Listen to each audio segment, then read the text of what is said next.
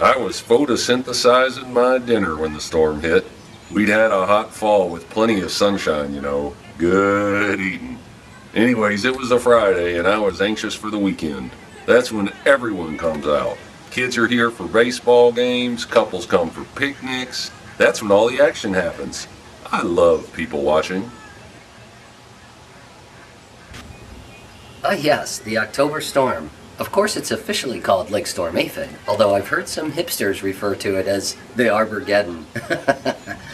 It was the most snow ever recorded for Buffalo in the month of October.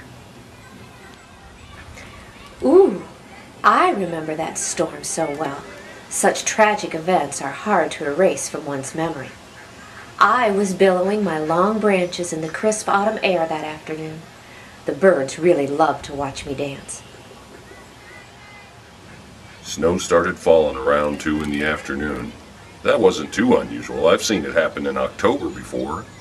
Just flurries though, you know, gone the next day. This time it was different. Now I was minding my own business, trying to ignore some pesky squirrels who were rudely scampering in my limbs. Squirrels can cause damage, you know, and they scare off the birds. Then the snow started, throwing the humans into quite an uproar. The snow started, and I felt a little chilly. But then came the terrible thunder and lightning. Ooh, it was horrible.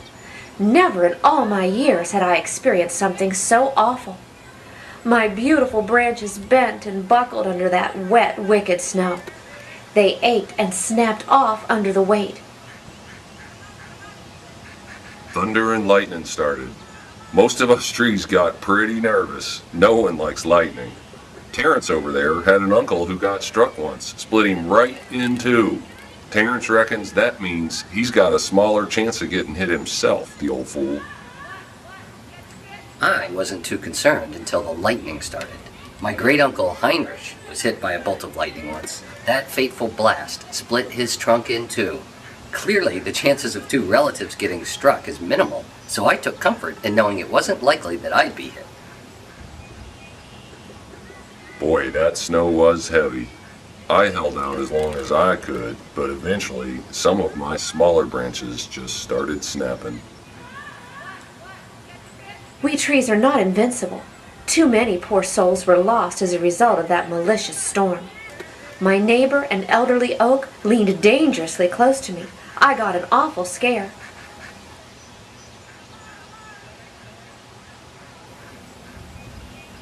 I lost my big limb, though, and a good portion of my branches. Our park has been devastated. Approximately 4,000 trees from the city of Buffalo had to be cut this spring. That's not as bad as Amherst, though.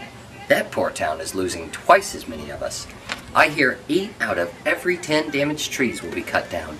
Rumor has it the town wants to remove any risky trees now while it can still be reimbursed federally.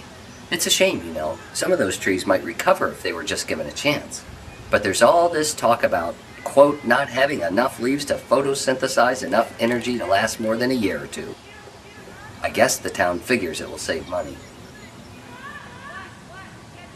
When all was said and done, I'd lost nearly half my crown. I was lucky. The city officials came through to check things out, and they ordered anybody who's lost more than half cut down. It's sad, really. I watched a whole family of Japanese maples go down this spring. Now, if I didn't know any better, I'd say it was discrimination. Eventually, that wretched snow melted off, and arborists came through to evaluate our losses. Of course, they thought I was fine. I am of strong spirit. But I saw so many of my kind neighbors marked for removal. My dear heart breaks for them. I find this tragedy to be heartbreaking, but we mustn't lose our heads. There's still hope in new sprouts, and I hear recycling has become more popular in the past few years.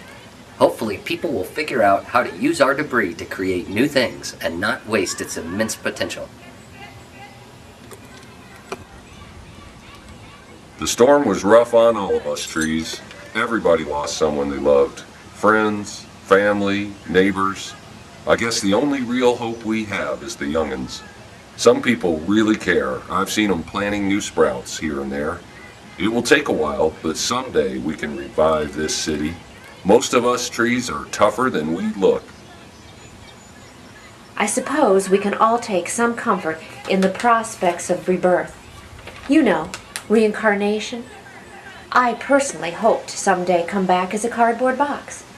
Or some paper for a lovely book of poems. Yes, that should be ideal. Anyways, we must triumph over this utter destruction and show the storm that we are eternal.